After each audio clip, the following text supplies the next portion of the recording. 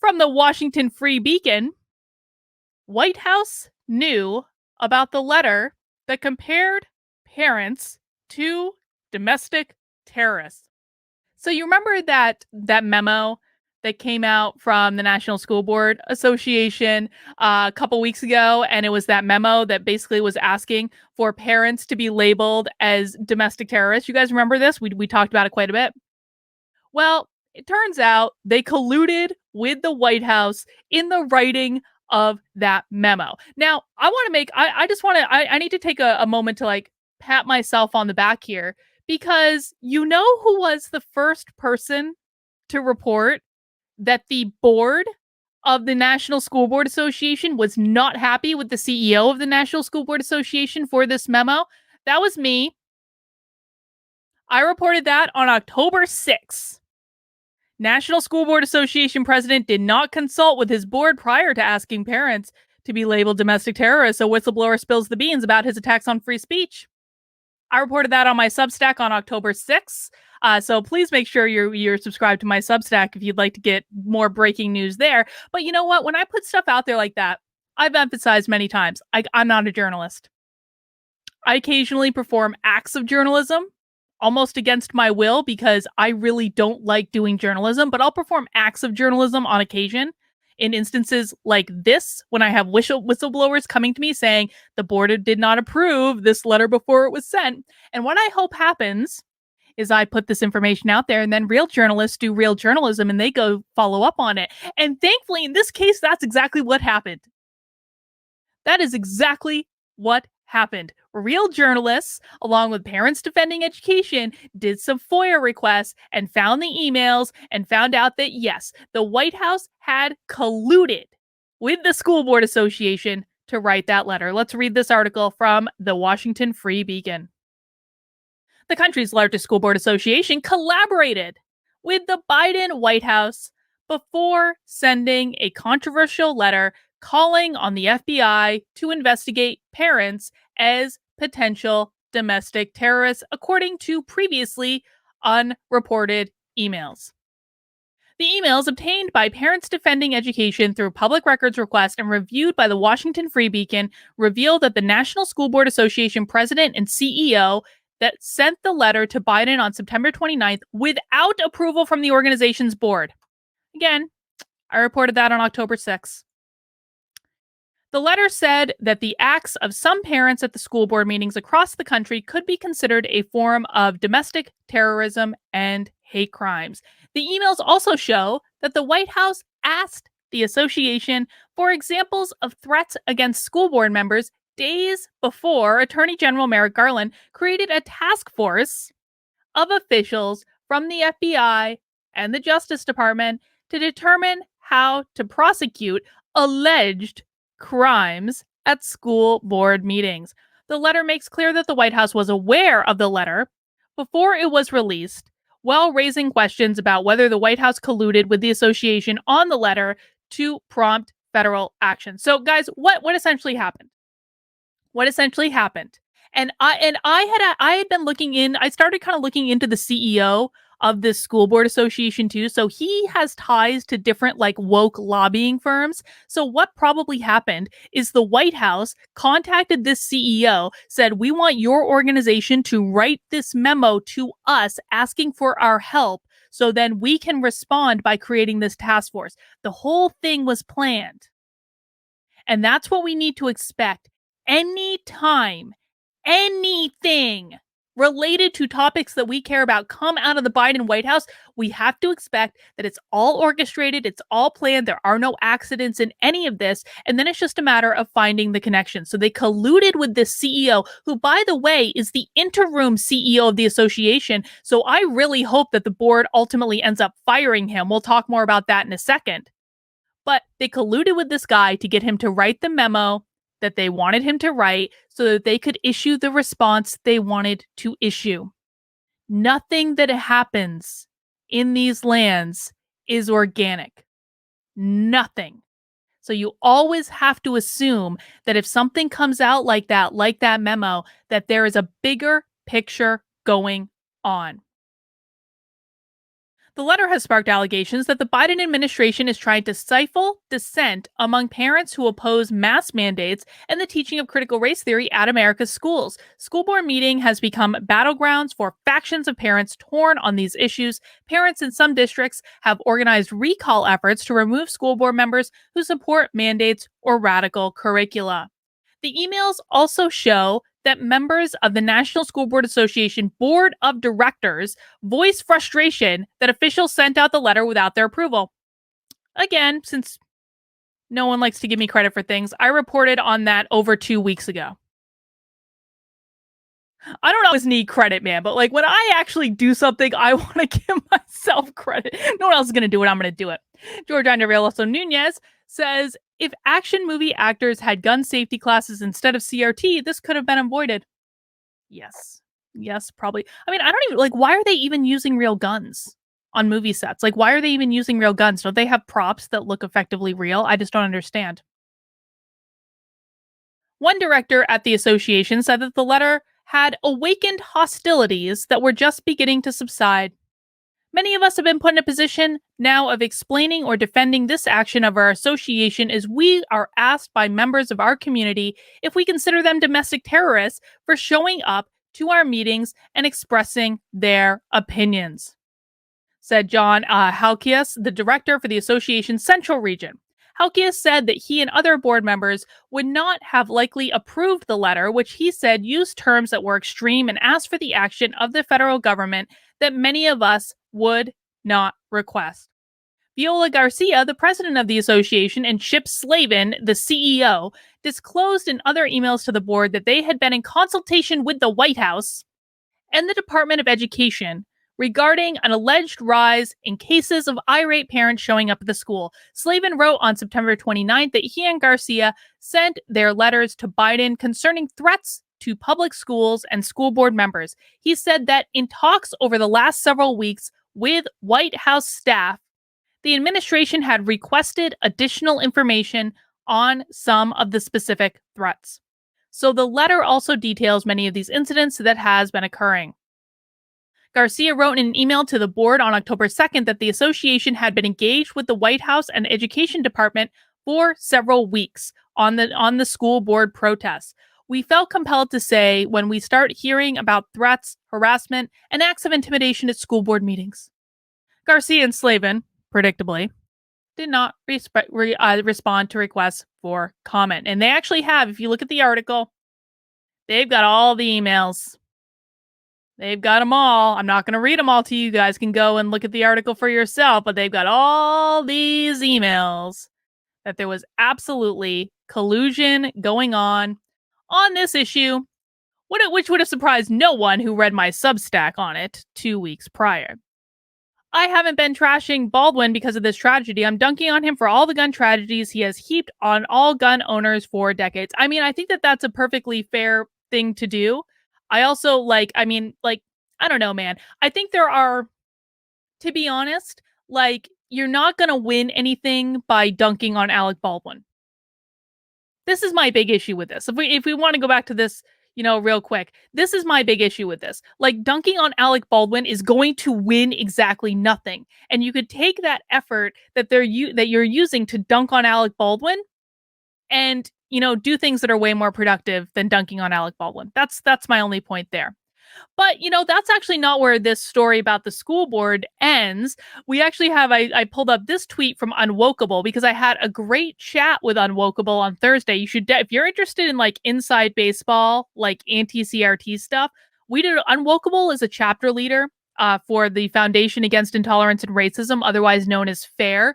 And we had a whole chat about FAIR on this channel on Thursday. So I highly recommend you look at that. But part of the reason Unwokeable and I had that chat is because FAIR, when the original DOJ memo came out, FAIR issued the most pathetic response to it that I've ever seen in my life. Now, that impacted many people for many reasons, but Unwokeable was one of those people because Unwokeable is a chapter leader in Oklahoma for FAIR, and his chapter members were pretty pissed at that letter. So he tweeted out This, combined with proof of collusion from the White House that came out yesterday, more than justifies the criticisms of Fair for All's response letter made by me and Unwokeable on the stream. And we hope that Fair learns this lesson. But what he's talking about is this memo that the National School Board Association actually issued, like, after it was discovered that their CEO colluded with the White House. They issued an apology. They retracted the original memo. Let's take a look. This was issued just the other day on October 22nd from the NSBA. As you know, from their board of directors, that board of directors that didn't approve the letter in the first place. As you all know, there has been extensive media and other attention recently around our letter to President Biden regarding threats and acts of violence against school board members. We wanted to write you directly to address this matter. On behalf of the NSBA, we regret and apologize for that letter. To be clear, the safety of school board members, other public officials, and educators and students is our top priority, and there remains important work to be done on this issue. However, there was no justification for some of the language included in that letter. We should have a better process in place to allow for consultation on a communication of this significance. We apologize also for the strain and stress this situation has caused you and your organizations. As we've reiterated since the letter was sent, we deeply value not only the work of local school boards that make important contributions within our communities, but also the voices of parents who should and must continue to be heard when it comes to decisions about their child's education, health, and safety. We are going to do better going forward. We are engaged in a formal review of our processes and procedures. We will announce specific improvements soon to ensure there is improved coordination and consultation among our staff, our board, and members of our members across the country. The review will include not only the proceedings leading to the letter, but also other related concerns raised by members even before the letter was sent. We will have more to share with you soon as our review continues. Blah blah blah blah blah. So the board of the NSBA basically completely retracted the letter that the CEO sent. And like I said, I really hope that this board fires that CEO. That CEO is an interim CEO. He had no business doing what he did without the approval of the board, and he deserves to be fired. They need to bring someone else in that cares more about actually serving the members of their organization than they do about pleasing the Biden administration. And there's another piece of this that I didn't really cover, which is the NSBA actually experienced like an act of rebellion among their different state associations, including the one in New Hampshire. The New Hampshire chapter of the NSBA actually denounced that initial memo. I think like 12, it was either 12 or 18 other states did as well. So their members were not pleased. And this is exactly what needs to happen when these things occur. People can't keep their mouths shut about it. You have to speak up. You have to be aggressive. You have to be assertive, unlike what FAIR did, which I've covered in other videos on this channel, so I don't feel the need to rehash it here. But unlike what FAIR did, you need to be aggressive and assertive and stand your ground, because this is a win for all of us. They lost. We won. They retracted the letter. Is this White House even real? So much make-believe. I mean, it is real. And we're going to have to deal with it every day for the next 3.5 years. But it didn't stop there, because Josh Hawley has now called for Attorney General Merrick Garland to resign after he mobilized the FBI to intimidate parents without legal basis. So, again, let's just make sure we know where we are.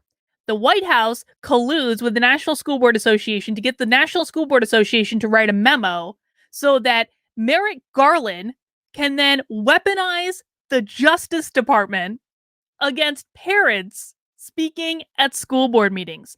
In other words, Merrick Garland specifically colluded to weaponize the FBI against political opponents. They're weaponizing the full force of the federal government against political opponents, who in this case just happen to be parents that are speaking for 2 minutes at a school board meeting. By the way, a speech that if you watch this channel, you know won't even make a difference anyway, because unless you live in Vermont and Connecticut, your school board has absolutely no power to dictate curriculum. So it doesn't even make a difference anyway. It's just a parent giving up and getting a fiery speech. Doesn't result in anything. And they deemed this so important that they weaponized the Justice Department, and Josh Hawley has something to say about that. Republican Senator Josh Hawley in Missouri is calling for Attorney General Merrick Garland to resign after Garland mobilized the FBI to intimidate parents without legal basis. Hawley argues Garland's actions were a dangerous abuse of authority. Now, I know a lot of people now are saying, I'm so glad Merrick Garland isn't on the Supreme Court. And dude, I agree. I will say that I do believe he still should have been given a hearing back in the day, because that's the process you're supposed to follow. And then you vote no. You man up, you follow the process, and then you vote no. And I'm just going to remind you guys before you start disagreeing with me that the reason that Amy Coney Barrett's confirmation was such a shit show was entirely because the Republicans pulled this stunt of not giving Merrick Garland a hearing in the first place. They could have given him a hearing and voted no. They chose not to do that, which bit them in the ass 4 years later. The whole thing could have been avoided entirely if they just followed the damn process. But no, here we are. Anyway, I'm glad he's not on the Supreme Court too if he's going to behave like this. But that doesn't mean you throw principles out the flipping window when they are inconvenient. You follow the process, otherwise karma will always bite you in the ass every single damn time. Hawley's remarks came shortly after the National School Board Association issued an apology memo to its members Friday and claimed that there was no justification for some of the language included in the letter.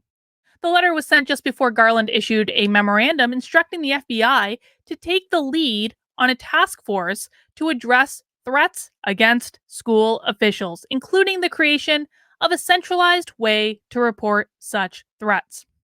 Merrick Garland mobilized the FBI to intimidate parents without legal basis, and now we know, premised on misinformation, he didn't even bother to verify.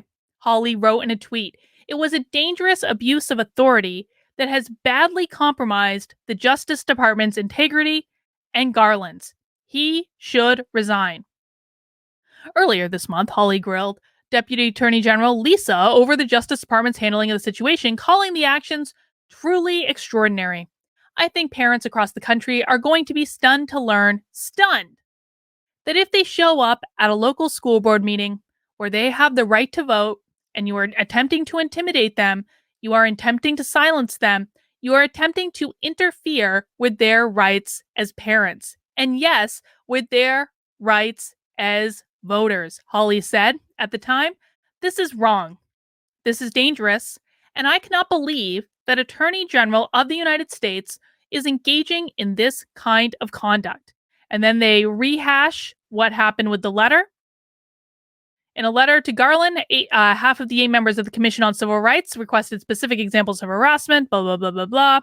That's really all we need to know there. So Josh Hawley has called for Merrick Garland's resignation. I think we can probably bet that that's probably not going to happen. But that's where we are.